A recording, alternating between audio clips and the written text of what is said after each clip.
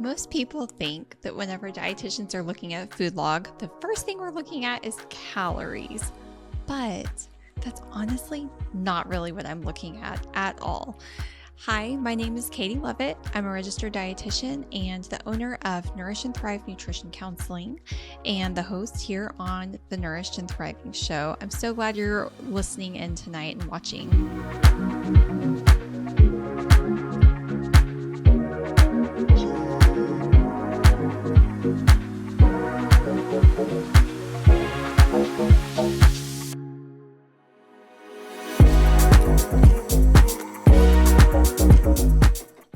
Tonight, we're talking about what a dietitian really looks for in a food log. And like I just said, it's not calories most of the time.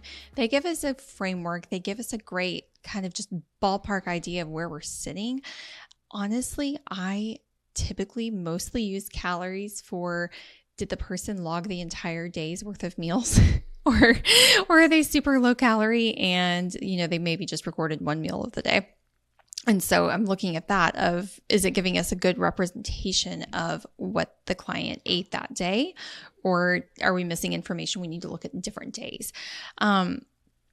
Food logs tell us so much more information than just calories. They can be so much more useful. And so I'm going to share with you guys what those things are, so that whenever you are taking a close look at your food and what you're eating as you're trying to grow in your nutrition, in your health journey, you have other reasons to journal your food. It can be a really valuable tool, but whenever you come at it from more of a judgmental lens, or it was a good day or it was a bad day based on how many calories you had, then you're either going to not log correctly, you're going to withhold information, you're going to feel anxious doing it, or you're going to kind of judge yourself as a good person or a bad person, a success or a failure based on that. And that honestly takes away the usefulness of a food log in and of itself, which is really, whenever we're assessing nutrition, one of the strongest tools that we actually have.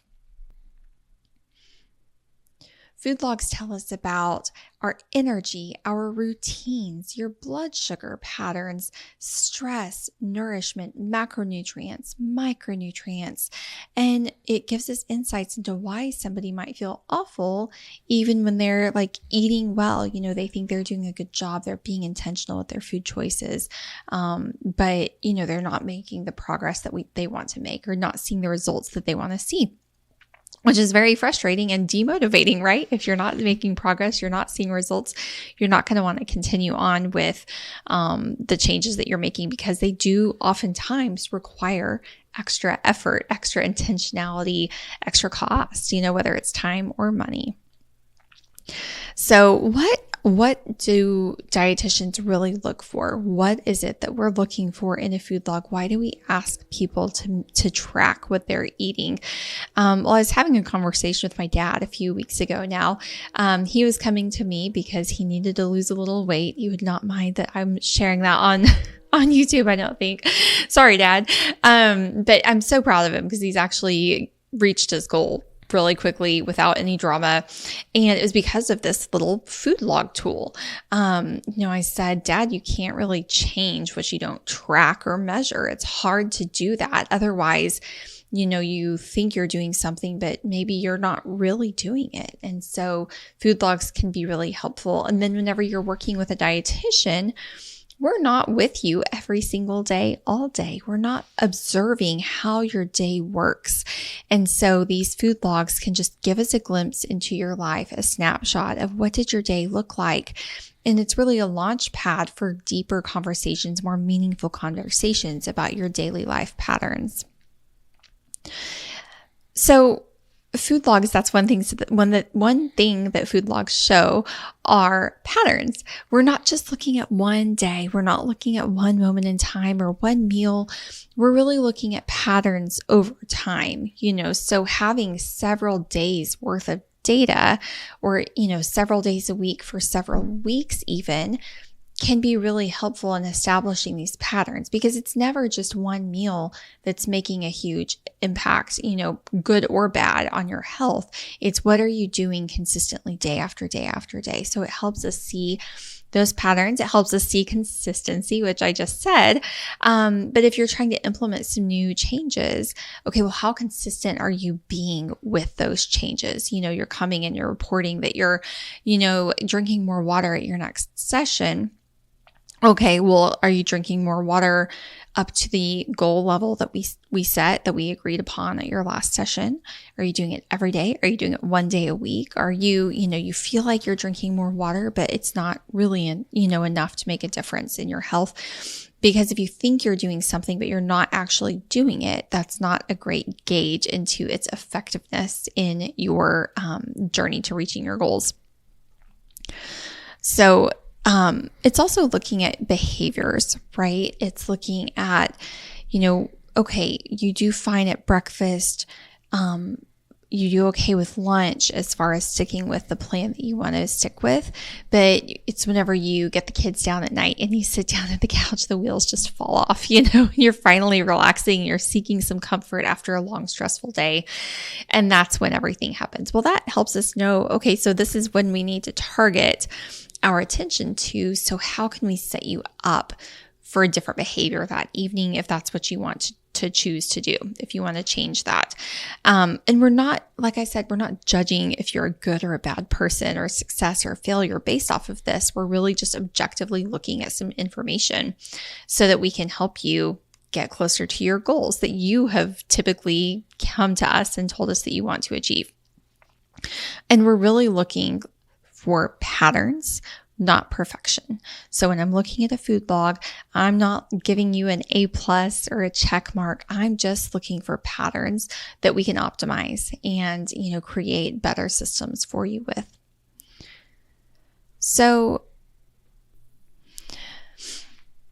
okay, so the top 5 things that dietitians are looking for in a food log, and I actually have a handout for this that's totally free for you guys, and we're going to share it at the end. So make sure you watch towards the end, and we'll have the link for you. We'll have a QR code that you guys can scan.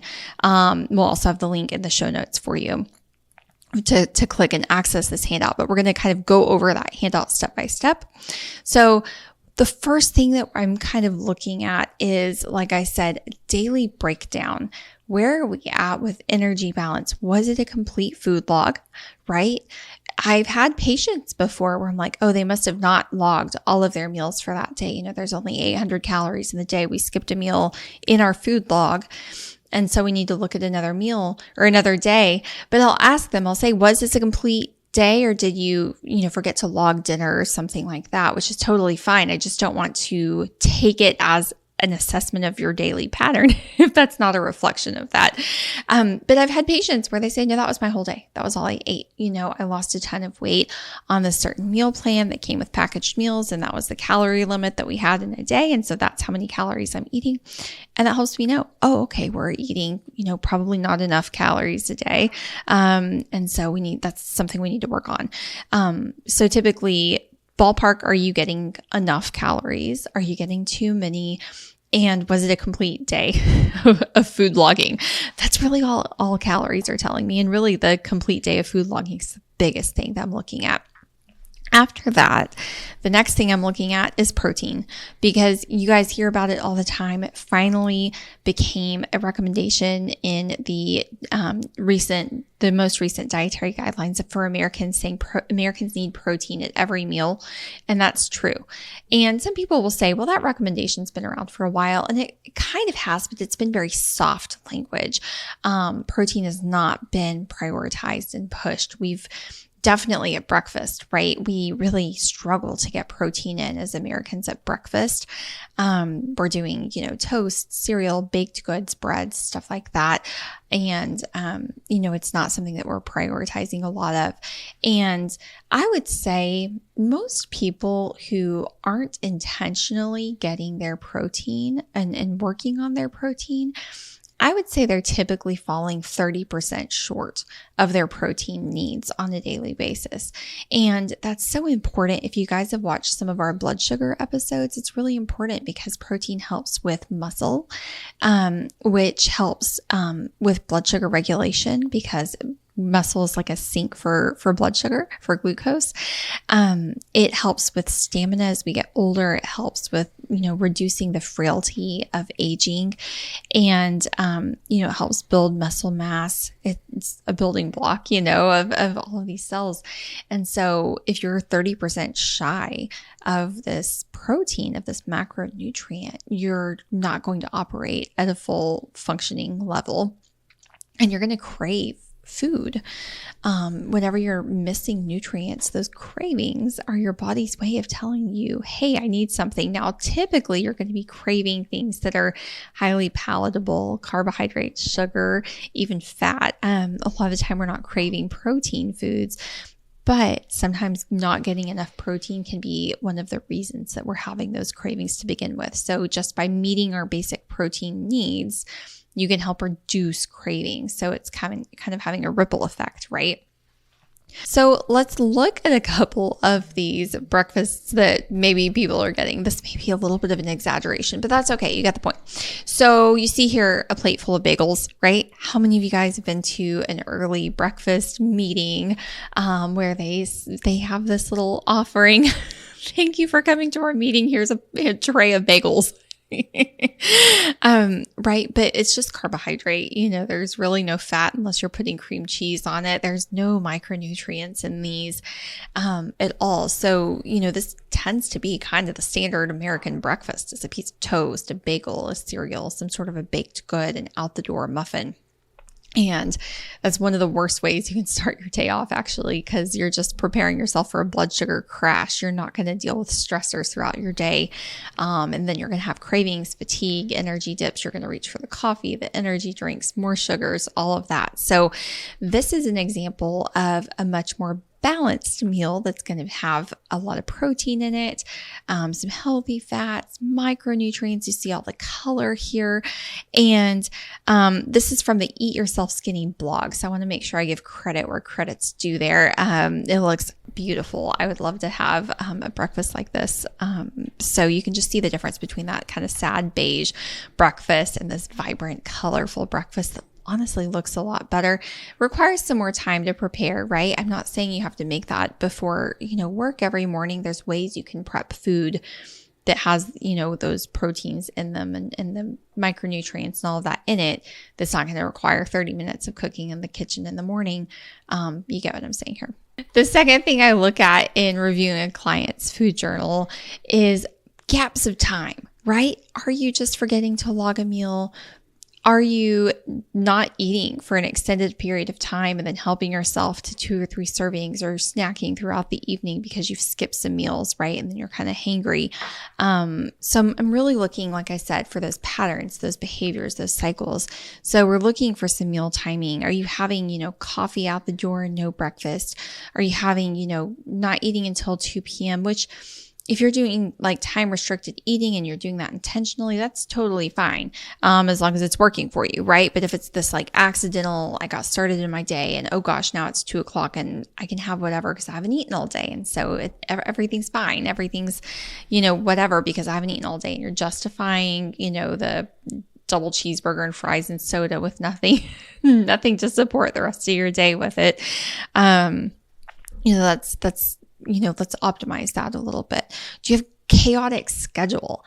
I can speak for having a chaotic schedule. It takes a lot of intentionality to really make sure that I'm getting the nutrients that I need throughout my day, because my schedule can be a little bit nutty.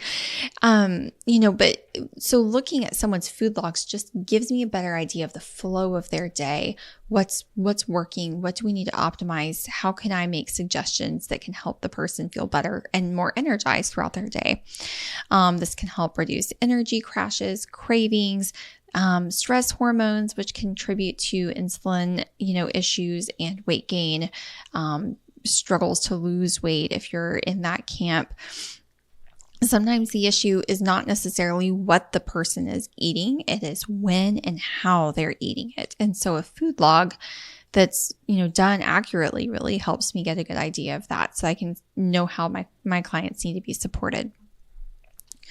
The third thing that we're looking for is fiber and food variety. So this is kind of a trending topic with like the bodybuilder camp, the macro trackers, the meal preppers, right? Where they have all the containers of food and they're like prepping all of the food, which I'm a huge fan of in certain, situations. I think it can be really great. But it tends to lead people to eat the exact same things every single day, which can create nutrient gaps. If you're always just eating this one or two different types of vegetables and you're not getting variety in your diet, or you're never getting vegetables because you're eating the same thing every day and it doesn't include vegetables, obviously that's an area that we can upgrade for you. Just like many Americans are not getting enough protein, many Americans are also not getting enough dietary fiber. So normally like 25 to 35 grams of fiber a day is about how much adults need. And most of the time people are getting 10, maybe 15 grams of fiber. And that's the 15 grams is really even people who eat healthy and eat vegetables and fruits. If you're not being really intentional and adding extra things in to make sure you're getting enough fiber or choosing really fiber-rich foods, you're probably going to be, falling around that 15 gram of fiber a day range. So that's something that food logging can be helpful for, is just where am I sitting? I think I'm doing a good job. I'm fine on fiber, I think. Log it for a few days and see, and just double check. It's a great double check for you.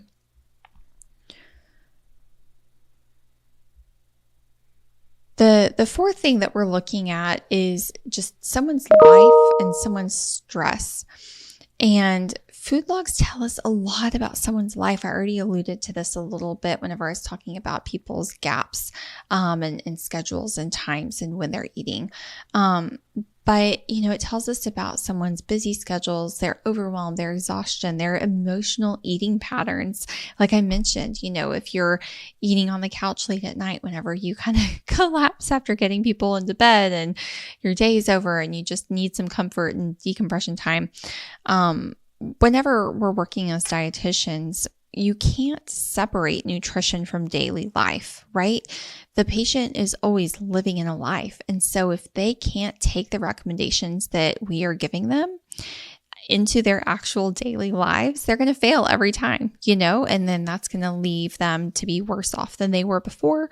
They're going to mistrust dietitians, or just getting really frustrated and give up maybe. And so that's not what we want. And so we really need to have an idea of, what does your life look like? What parts of your life can we tweak and adjust? What things do you have control over? What things do you not have control over? And then how can we build from there versus just, here's this meal plan that's insane and it requires making 28 different meals every single week that are completely different. Go. This is what you have to do to be healthy.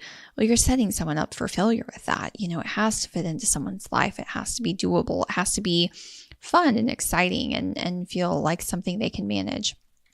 I mentioned I have a nutty schedule. Here's a picture, like it's just a snapshot of, I think this is my May. It's crazy, y'all. It's Maycember. Any parents have heard the term Maycember, right? And so, this is like just a glimpse of like a monthly view. It doesn't even show all of our appointments. I have a packed schedule. I know, I get it. It can be really challenging, but that's where a dietitian can really help you, because we come alongside you and we really help tease apart that like influencer ideal that people see on social media and help you bring nutrition and health into real life. The next thing that we're looking at in a food log is, where are people overthinking their food or having fear of food? Are they kind of obsessing over ingredients? Are they weighing everything? Are they taking a food scale into restaurants? Are they trying to eat perfectly? And so that leads to a lot of anxious feelings or fear of eating at social settings, fear of going to social settings. Is there anything there? Healthy eating should not require, the mental energy of a full-time job for you. It requires some intentionality, sure, but it should not take up that much of your life, right? You eat well so that you can go live your life, right? Eating well should not be your whole life. It's not what everything should be revolving around. Sometimes people don't need more like nutrition rules. They just need more nourishment and less fear. And that's really what we're here to do for people. So what do people think matters? And what actually matters in our daily practice? So people tend to focus on tiny little things. They fixate on this one thing. This is the problem. This is the issue. The seed oil is the issue. It's the artificial coloring. That's the issue. It's, the supplement that I need to add in. That's going to do everything. But maybe they're getting 4 hours of sleep a night, getting 4 hours of sleep a night. They're getting, 50% of the protein that their body needs. They're not being consistent, they're, going super hardcore for 10 days where they're perfectly measuring out every single macro. They're not sleeping. They're highly stressed out because they're hyped about like meeting their macros. And then they crater and just, run all the red lights is the example I like to use, right? If you're driving and the light's turning, it's yellow, it's like a stale yellow and it turns red before you get through the intersection, you've run the red light.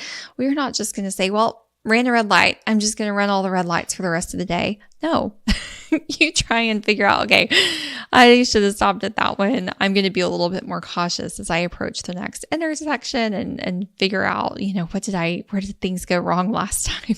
Maybe that's a little too much, mental energy provided to an intersection, but you get what I'm saying. Just because something doesn't work, that doesn't mean whatever, I'm going to go crazy and just go off, the deep end here. It's really, why didn't it work? What was wrong with this? Oh, I didn't have enough sleep. I had 4 hours of sleep for the last 4 nights in a row.